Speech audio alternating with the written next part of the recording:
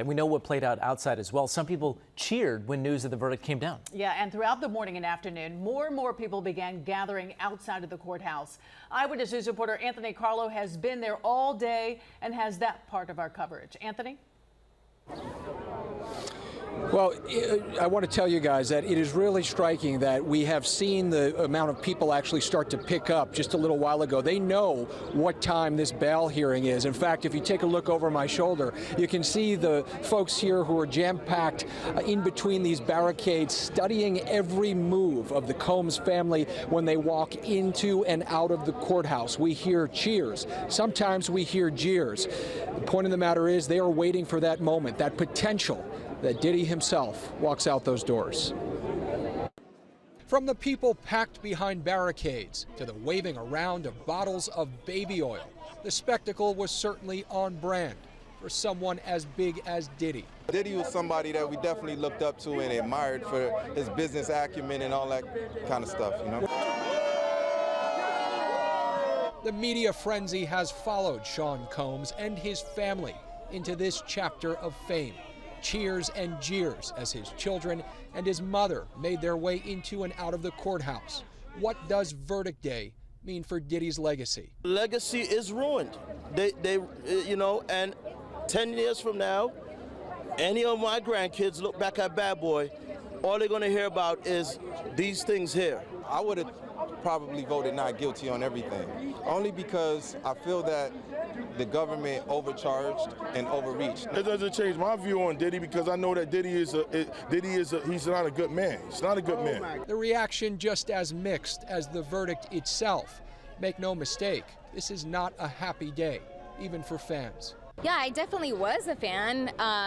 You know, what he's done in the music industry. I mean, there's so many positive things that he's brought, right? But Monica says this case and this trial and this publicity has revealed the dark side of an icon. I'm seeing kind of the response of like baby oil everywhere and like people kind of making light of the situation. It actually scares me to think that people can think that they can get away with more pain for, you know, women, children, you know, just things that shouldn't be happening. Yeah, so the significance here, of course, multifaceted. Another live look here at the crowds of people who remain outside of federal court in Lower Manhattan. You know, I said it before, I'll say it again. Diddy is a figure who's touched so many industries, so many aspects of the entertainment industry, and so many lives, whether for positive or negative. And so many of these people are here. They've watched his rise, the empire he built, and the chapter of his life that he embarks on now. We'll keep you updated outside the courthouse, but for now we're live in Lower Manhattan. Anthony Carlo, Channel 7 Eyewitness News. I'll send it back to you. Yeah, let's talk a little bit more about that, Anthony. Thank you, because we know Mayor Adams once gave Sean Diddy Combs the key to New York City. Dubbed the son of Harlem, Combs actually grew up in Westchester, starting as an intern at Uptown Records before eventually founding Bad Boy Records. In the 1990s, he was one of the biggest New York faces of the infamous East Coast-West Coast hip-hop rivalry. His trial turned into one of the most closely watched cases in the history of entertainment. So how are New Yorkers taking all of this in? Crystal Cranmore speaking to more people in this town, specifically now in Harlem, to continue our coverage tonight. Crystal? Good afternoon, Mike. Yeah, plenty of mixed reactions. I mean, you talk to people and many of them say that his reputation has taken a major hit, but given that he was acquitted on the most serious charges, some people we spoke with believe he will rebound from this.